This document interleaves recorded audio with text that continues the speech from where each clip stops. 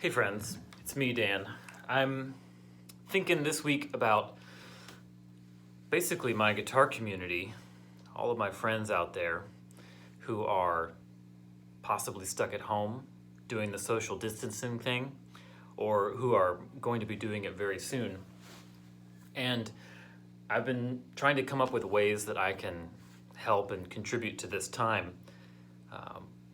Because, some people are dealing with real tragedy and real crisis. There's a lot of us right now who are just social distancing as a way of trying to slow down the spread of this virus. And we might have a commute time, a couple hours in our day that would otherwise be eaten up by going to work, or we're just trying to battle boredom and stay productive while we're at home.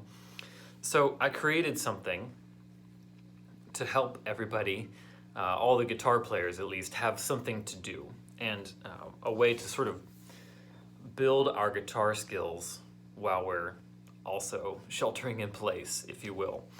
I call it the Improv Launch Pad. It's this sheet of paper right here.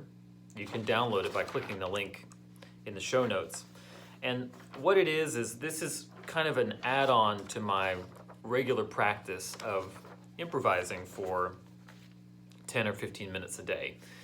That's something I've been doing for years. It helps me stay fresh and connected to the instrument, and is also kind of like a mental clearinghouse for the day, a place where I can go to maintain sanity, which is really helpful. It's an antidote to reading too much news and spending too much time on social media. So I figured, rather than just binging on Netflix for the next couple of weeks or playing video games, this would be a cool and constructive thing for people to work on. It's pretty simple.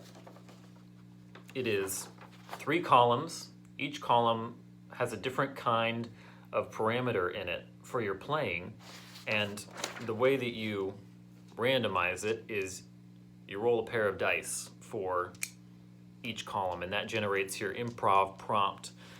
For instance, an example could be something like, you can only play with your middle finger on the high E string in the key of F sharp.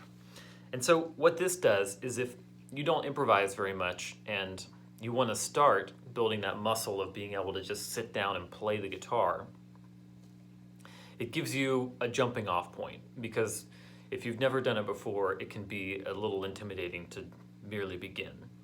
And for those of us who have been improvising for a long time, everybody goes through dry spells where we pick up the guitar and just play all the stuff that we always play, our favorite licks in our favorite keys.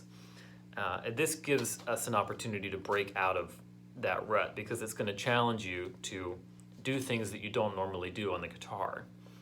So I figured I would just do a quick one here as an example of what this looks like, to give you a reference point for it. So I also recommend that you do these improvisations over a pad or a loop of some kind, so that you can really hear how the intervals that you're playing work against the root of the key that you're playing in.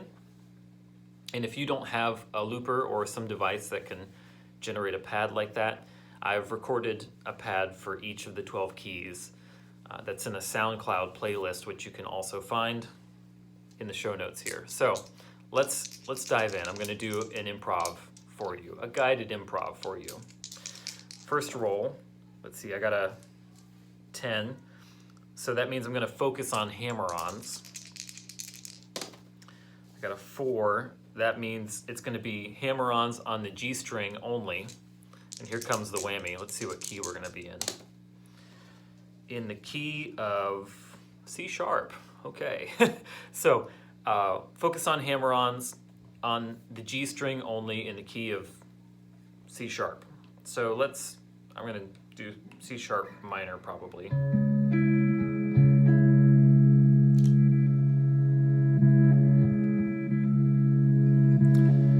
And here we go.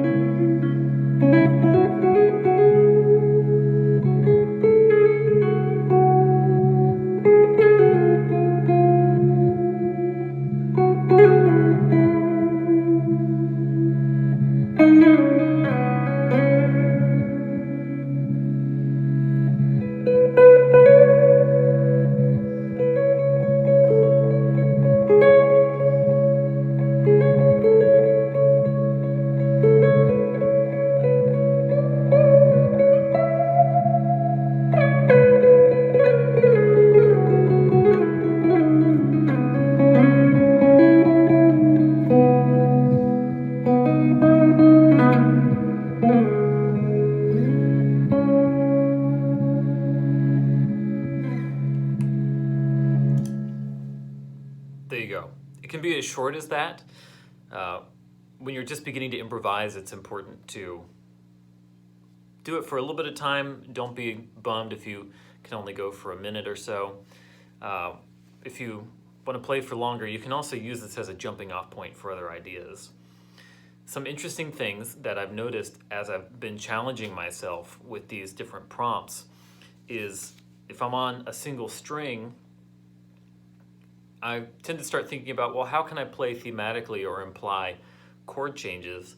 And I'll start actually, like for instance in this, since I was focusing on hammer-ons and playing on only one string, I started messing around with hammering on larger intervals than I would otherwise.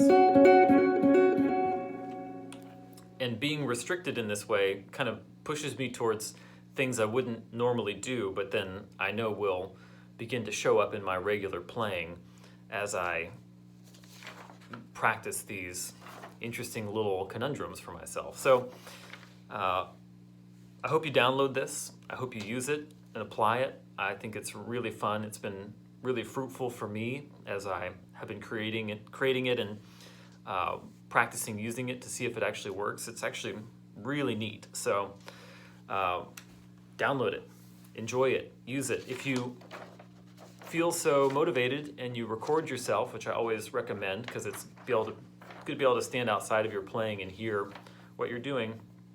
If you feel brave enough to post it to one of the fine social media outlets out there, let's use the hashtag Improv Launch Pad and see if we can't get a little community situation going on here. If you want to just send an improv to me, I'd love to respond to it. If you have any questions, hello@danphelps.com. As always, if you don't subscribe to my channel, click the subscribe button so you don't miss anything. And I genuinely hope that you're all doing well out there. Take care of yourselves, take care of your loved ones. Let's practice extra kindness and patience right now. And don't waste this time. Use it to do something constructive, whether that's getting some yard work done that you haven't done yet or playing the guitar. So I'm Dan. I'll see you next week. Be well.